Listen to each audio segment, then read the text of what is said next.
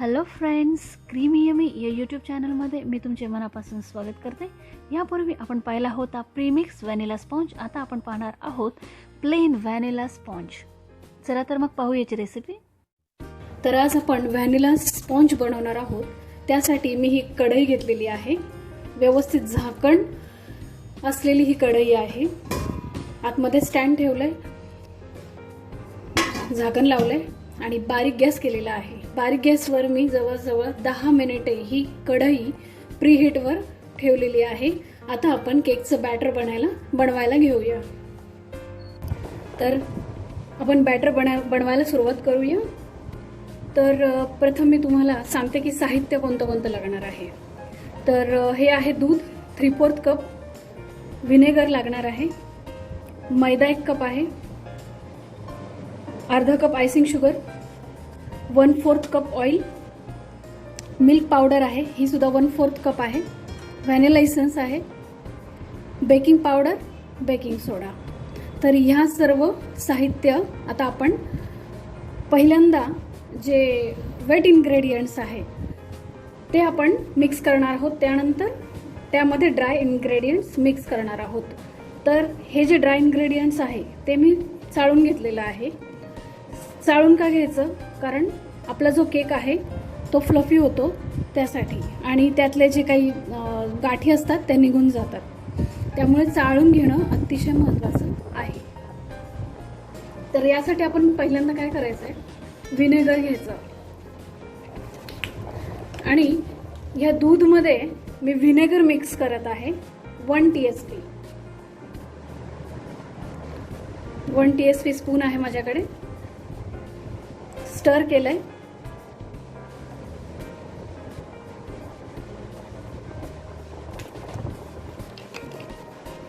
आता व्हिनेगर मी या दुधामध्ये मिक्स केलंय, हे मी बाजूला ठेवते। त्यानंतर बाउल घेते। आता बाउलमध्ये सर्वात पहिल्यांदा ऑइल घ्यायचं आहे, 1/4 कप ऑफ ऑइल,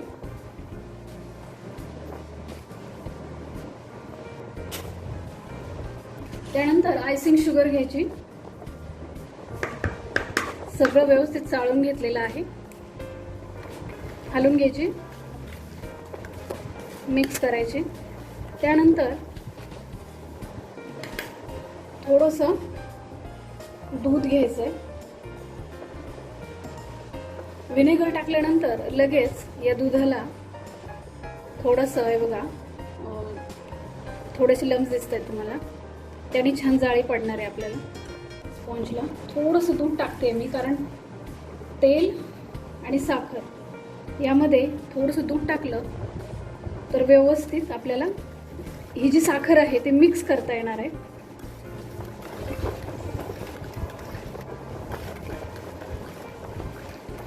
हा चाळून घेतलेला मैदा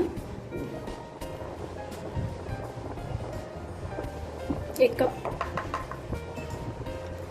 आणि चाळून घेतलेलं मिल्क पावडर 1/4 कप मिक्स करते मी।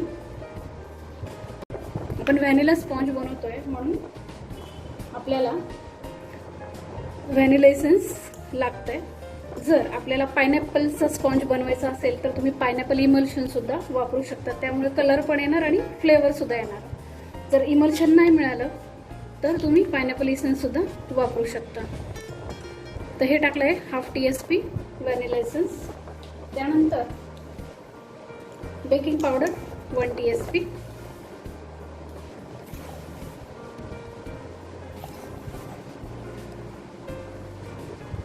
Baking powder, baking soda 1/2 TSP घेऊया,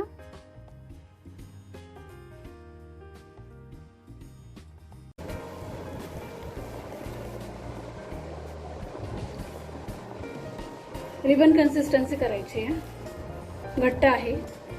आतल्या ज्या गाठी असतात त्या काढायच्या। यासाठी हे व्हिस्क अतिशय उपयुक्त आहे, ते व्हिस्कचा वापर करायचा।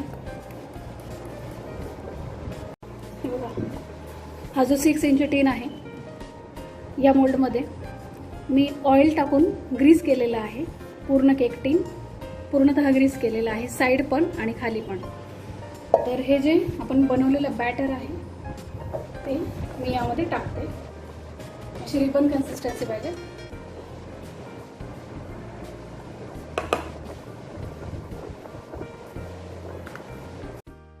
तर हा केक टिन मी 35 मिनिटांसाठी बेक करण्यासाठी लो फ्लेमवर ठेवत आहे.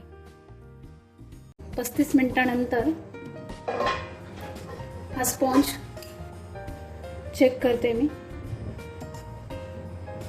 सूर्य एकदम क्लिअर आहे, याचा अर्थ आपला स्पॉन्ज रेडी आहे.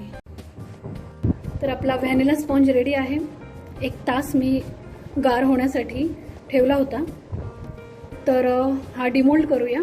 डिमोल्ड करण्यासाठी सुरीने ह्याच्या आतील कडा ज्या आहेत त्या मोकळ्या करून घ्यायच्या आहेत. एक प्लेटच्या साहाय्याने डिमोल्ड करायचं आहे, टॅप करायचं आहे. हे बघा, आपला स्पॉन्ज रेडी आहे, फ्लफी झालेला आहे.